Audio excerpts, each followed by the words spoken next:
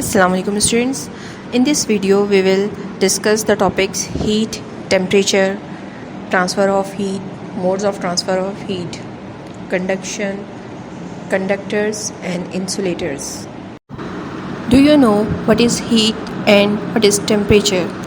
Consider a red hot steel horseshoe and a bath full of warm water. As you all knew it well, Anand Smith heat the steel horseshoe until it is red hot so that he can bend it to fit the horse hoof.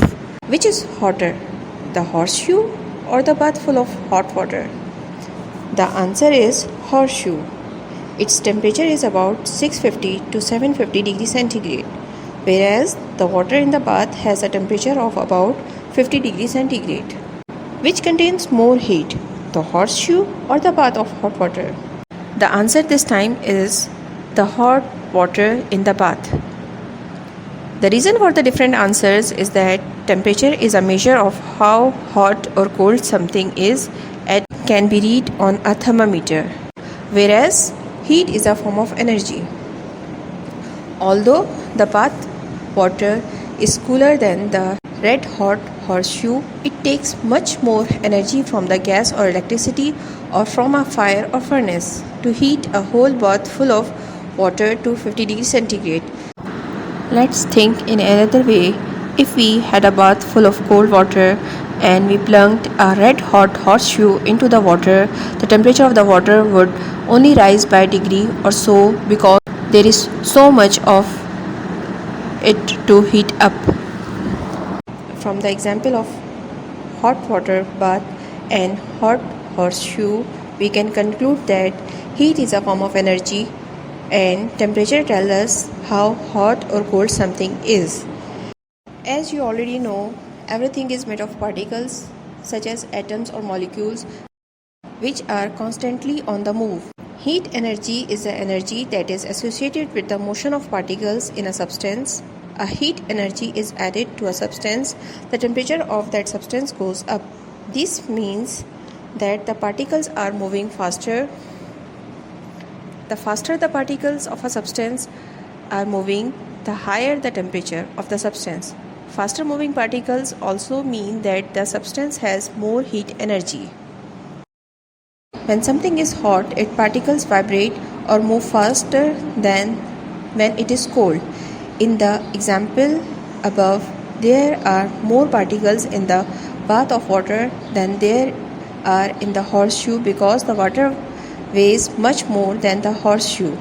The water therefore contains more heat energy in its moving particles than the horseshoe. But the horseshoe is at higher temperature because the average energy of its particles is greater than that of water. Let's consider another example. If we take a hot drink and ice cubes to stand in the same room for a little while, the drink cools down but the ice cubes warm up. Eventually the drink and the water from the melting ice cube will both be at the same temperature. This always happens. Objects that are warmer than their surroundings lose heat. Objects that are cooler than their surroundings gain heat. Heat transfer is the means by which energy moves from a hotter object to a colder object. How is heat transferred? There are three ways heat can move: conduction, convection, radiation. Today we will only discuss conduction, then in later on we will discuss convection and radiation. What is conduction? Conduction is the transfer of heat energy from more energetic particles of a substance to adjacent less energetic ones, result of interaction between particles. If you put a metal spoon in a very hot drink, the handle of the spoon gets hot very quickly. Why is this happens? When the ball of spoon is heated, the particles at that end of the spoon vibrates faster. This makes nearby particles vibrate more, and so gradually heat energy is passed along the handle of the spoon. Scientists say that the heat is traveling by conduction. In a similar way, the heat passes quickly from a flame or hot plate through a metal saucepan to heat the contents. Copper is an especially good conductor, and expensive saucepans sometimes have the copper bottom to quickly conduct heat to the food inside the saucepan. Conductors and insulators. Materials that transfer heat easily are called conductors. Metals are the best conductors of heat. This is because their particles are packed closely together and so the vibrations are passed on very quickly. Materials that slows the transfer of heat are called insulators, or poor conductors of heat are called insulators. One example of good thermal conductor is metal. That is why metal is used to make saucepans for cooking food. One example of good thermal insulator is wool. That is why wool is used to make winter coats, scarves, hats and gloves. You can see examples of conduction in these figures. These are the good conductors of heat. Good conductor of heat are silver, copper, aluminum, brass, iron, lead, stainless steel. Poor conductor: vacuum, air, styrofoam, body fat, cork, water, glass. These are the examples of insulating materials. Notice that all the heat insulators are non-metals. They do not allow heat to flow easily through them. If you stir a cup of hot drink with a plastic spoon, the handle of the spoon will not get hot. Saucepans often have wooden or plastic handles. This stops the handle from getting too hot and burning your hands while the pan is being heated. Air is particularly good heat insulators. Some of the best insulating materials such as fur and feathers trap tiny pockets of air. In cold weather, a bird fluffs out its feather to trap a layer of air around its body. You can see the difference of hot weather bird and cold weather bird from these given pictures. The hairs on the polar bear are actually tiny hollow tubes which trap air.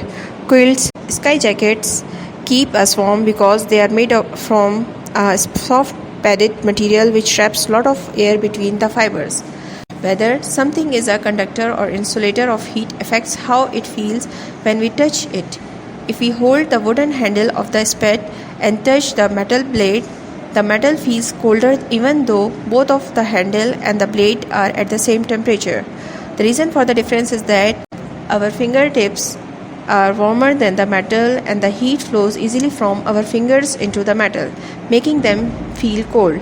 Wood is a poor conductor of heat. Heat does not flow easily from our fingers into the wood and so our fingers stay warm. In this video, we have learned that heat is a form of energy, whereas temperature tells us how hot or cold something is. We use a thermometer to measure temperature. We measure temperature in degrees Celsius. Heat always travels from something hot to something cold or from hot part of something to a cold part. There are three ways that heat can travel: by conduction, convection and radiation. In this video, we have discussed that heat travels through solids by conduction. The best conductors of heat are metals, whereas poor conductors of heat like air are called insulators. Next lecture, we will discuss convection and radiations with examples. Okay, thanks students. Allah Hafiz.